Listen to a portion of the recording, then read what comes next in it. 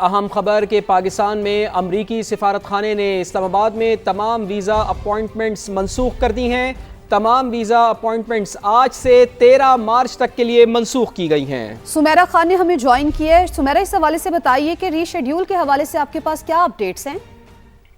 جی ایسا ہی کنیز ری اسکیجولنگ جو ہے وہ یو ایس ایمبیسی کی جانب سے ای میل کے تھرو سب کو بتایا جائے گا اور سب کو انفارم کیا جائے گا کہ ری اسکیجولنگ کے لیے کیا پروسیس اڈاپٹ کریں۔ 9 مارچ سے 13 مارچ تک یہ ایکسٹینشن ہوئی ہے، آگے بھی مجھے ایسا لگتا ہے کہ شاید یہ ڈیٹ ایکسٹینڈ کرے ڈیو ٹو انسرٹن سچویشن، اور یہ تمام امیگرنٹ اور نان امیگرنٹ ویزا کیٹیگریز کی اپوائنٹمنٹس تھی جو کہ کینسل کی گئی ہیں۔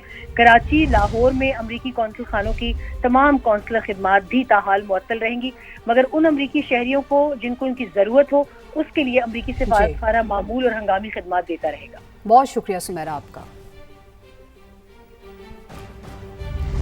سعودی عرب کے شہر خرج میں رہائشی علاقے پر ڈرون حملہ ہوا، 2 افراد جاں بحق ہوئے، سعودی سول ڈیفنس کی جانب سے تصدیق کر دی گئی۔ مرنے والوں کا تعلق بنگلہ دیش اور بھارت سے تھا۔ سعودی سول ڈیفنس کا بتانا ہے کہ ڈرون حملے میں 12 افراد زخمی ہوئے جو تمام بنگلہ دیشی شہری ہیں۔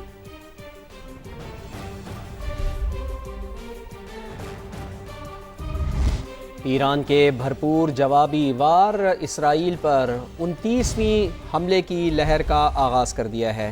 ایران نے صہیونی ریاست پر درجنوں میزائل داغ دیے ہیں، تل ابیب سمیت مختلف علاقوں میں سائرن بج اٹھے ہیں، تو ایران کے بھرپور جوابی وار جاری ہیں۔ اسرائیل پر 29ویں لہر کا آغاز کر دیا گیا ہے۔ ایران نے صہیونی ریاست پر درجنوں میزائل داغ دیے ہیں، تل ابیب سمیت مختلف علاقوں میں سائرن بج اٹھے ہیں۔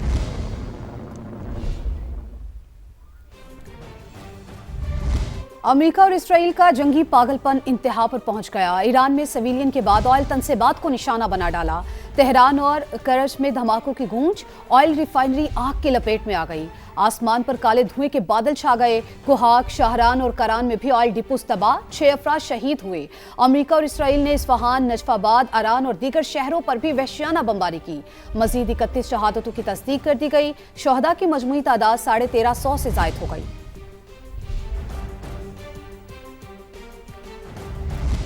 فرانسیسی صدر ایمانوئل میکرون کا ایرانی صدر سے ٹیلی فونک رابطہ ہوا ہے۔ میکرون کا ایران سے خطے کے ممالک پر حملے فوری روکنے کا مطالبہ، آبنائے ہرمز میں جہاز رانی کی آزادی یقینی بنانے پر زور، ایران کے جوہری اور بیلسٹک میزائل پروگرام پر اظہار تشویش، کشیدگی کے خاتمے کے لیے سفارتی حل پہلے سے زیادہ ضروری ہے۔ ایمانوئل میکرون کا یہ کہنا ہے۔ فرانس اور ایران کے صدور کا رابطے میں رہنے پر اتفاق بھی ہوا ہے، تو فرانسیسی صدر ایمانوئل میکرون کا ایرانی صدر سے ہوا ہے ٹیلی فونک رابطہ۔ میکرون کا ایران سے خطے کے ممالک پر حملے خبرگان رہبری کی جانب سے کیا جائے گا۔ معروف عالم دین آیت اللہ احمد علم اللہ خدا نے تصدیق کر دی ہے۔ مجلس خبرگان کے رکن میر باقری کے مطابق اراکین کی اکثریت نے نئے رہبر اعلیٰ کے حق میں ووٹ دیا۔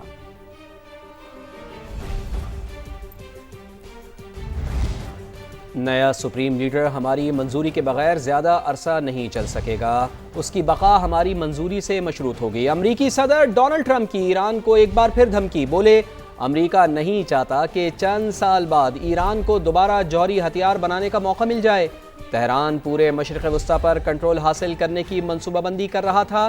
ایران چیلنج، حکومت نے کمر کسی ہے، کفایت شعاری اور بچت کے حوالے سے حتمی لائحہ عمل کا اعلان آج کیا جائے گا۔ بچت پلان صنعتی اور زرعی شعبے پر لاگو نہیں ہوگا۔ وزیر اعظم کی زیر صدارت اہم بیٹھک میں موجودہ صورتحال میں ممکنہ معاشی اثرات کے حوالے سے غور کیا گیا۔ وزیر اعظم نے ملکی معاشی استحکام کے لیے بروقت اقدامات کا نفاذ ناگزیر قرار دیا ہے، واضح کر دیا ہے کہ عوام کے مفادات کا مکمل تحفظ کیا جائے گا۔ وزیر اعظم کا کہنا تھا کہ معاشی استحکام کے لیے ضروری فیصلے کیے جائیں گے، سرکاری ملازمین اور وزراء کو سادگی اور کفایت شعاری اپنانا ہوگی۔ وزارت آئی ٹی سرکاری وسائل کی بچت اور توانائی کا مؤثر استعمال یقینی بنانے کے لیے طلب و رسد کی نگرانی میں سہولت فراہم کرے گی۔ خیبر پختونخوا کا بڑا فیصلہ، عوام کو پیٹرول بم کے اثرات سے بچانے کے لیے صوبے میں رجسٹرڈ موٹر سائیکل سواروں کو ریلیف دیا جائے گا۔ وزیر اعلیٰ سہیل آفریدی نے بتایا کہ 11,100 روپے کی 2 اقساط دی جائیں گی۔ عوام کی سہولت کے لیے بی آر ٹی کا کرایہ بھی نہیں بڑھایا جائے گا۔ مشیر خزانہ مزمل اسلم نے بتایا کہ سبسڈی پر 3.5 ارب روپے خرچ ہوں گے۔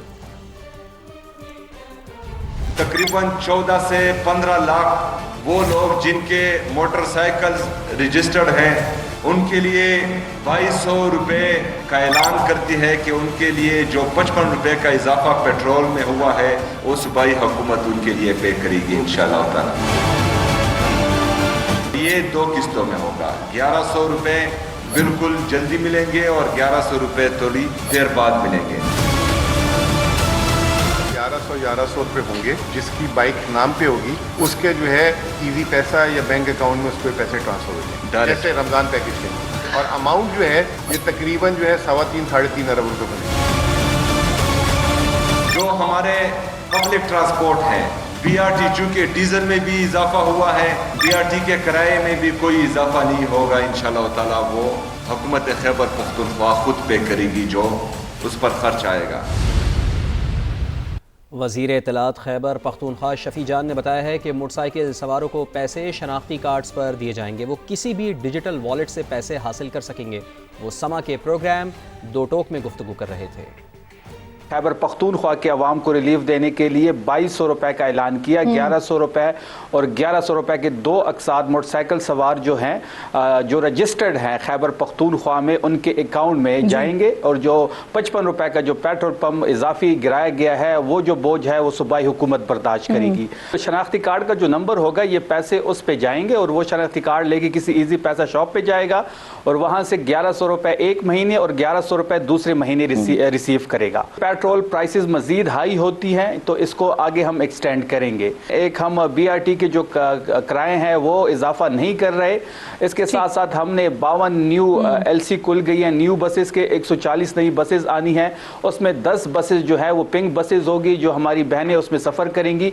उसका जो किराया होगा वो आम BRT के बस से कम होगा। तुर्बत में जदीद पब्लिक ट्रांसपोर्ट की जानिब अहम पेशरफ। वज़ीर आला सरफराज बुगटी ने जदीद बस सर्विस का इफ्तिताह कर दिया। इब्तदाई मरहले में 4 बसें चलाई जाएंगी। 19 किलोमीटर के रूट पर रोज़ाना 4500 मुसाफिरों को सफरी सहूलत फराहम की जाएगी। बसों में ख़वातीन, बच्चों और बुजुर्गों के लिए नशिस्तें मुख्तस हैं। सूबाई हुकूमत का सर्विस 2 साल तक मुफ्त करने की तजवीज़ पर गौर जारी। नामालूम मुलजिम की firing, DSP investigation I9। Umar हयात शदीद ज़ख्मी हो गए हैं। ज़ख्मी DSP को पिम्स अस्पताल मुंतकिल कर दिया गया है। तो इस्लामाबाद से खबर आ रही है जिसका इलाका है अलीपुर, यहाँ नामालूम मुलजिम की फायरिंग, DSP इन्वेस्टिगेशन को निशाना बनाया गया है। DSP इन्वेस्टिगेशन I9 उमर हयात शदीद ज़ख्मी हो गए हैं। ज़ख्मी DSP को पिम्स अस्पताल मुंतकिल कर दिया गया है। उनकी हालत कैसी है इस बारे में आपको आगाह करेंगे। अभी आपको ये बताएं कि ये वाक़या रिपोर्ट हो रहा है इस्लामाबाद से जहां अलीपुर में फायरिंग का वाक़या पेश आया है। DSP इन्वेस्टिगेशन ज़ख्मी हो गए हैं। मुलजिम ने घर की घंटी बजाई, दरवाज़ा खुलते ही DSP पर फायर कर दिए। ज़ख्मी DSP उमर हयात को पिम्स अस्पताल मुंतकिल कर दिया गया है और इस वाक़े की तहकीक़ात भी जारी हैं। तो अफसोसनाक वाक़या इस्लामाबाद में पेश आया है जहां अलीपुर में नामालूम मुलजिम ने फायरिंग की है। इसी पर बात करते हैं। हमारे साथ मौजूद हैं समा के नुमाइंदे कमरुल मुनव्वर। कमर, बताइए उमर हयात की हालत कैसी है अभी? हाँ जी, अभी तक उनकी हालत तशवीशनाक है और अस्पताल का जो इंटेंसिव केयर यूनिट है वहाँ पर